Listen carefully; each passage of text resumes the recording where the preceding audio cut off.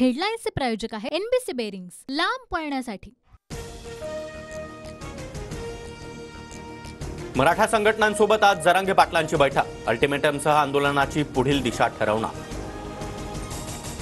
सरकारकडून प्रयत्न सुरू। 24 डिसेंबरच्या अल्टिमेटमचा विचार करा।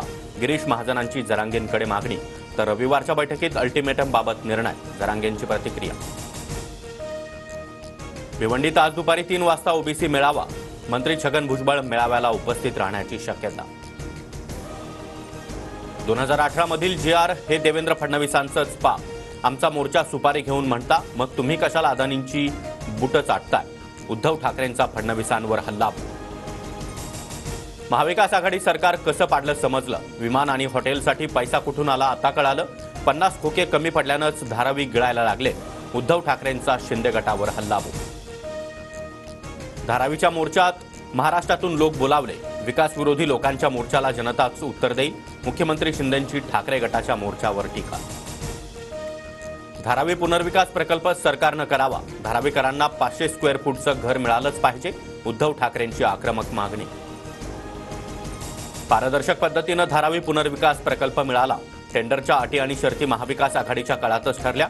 धारावी पुनर्विकास प्रकल्पावरून अदानी समूहाचा खुलासा।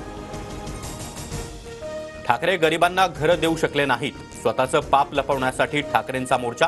भाजप प्रदेशाध्यक्ष चंद्रशेखर बावनकुळेंचं टीकास्त्र।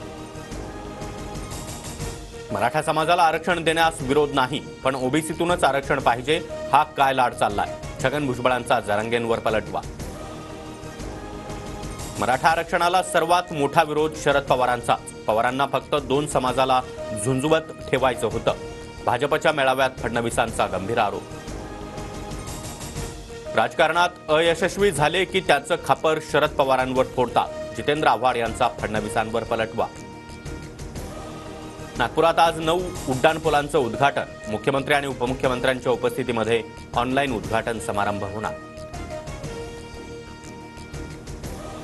हेडलाईन्सचे प्रायोजक आहे एनबीसी बेरिंग्स, लांब पळण्यासाठी।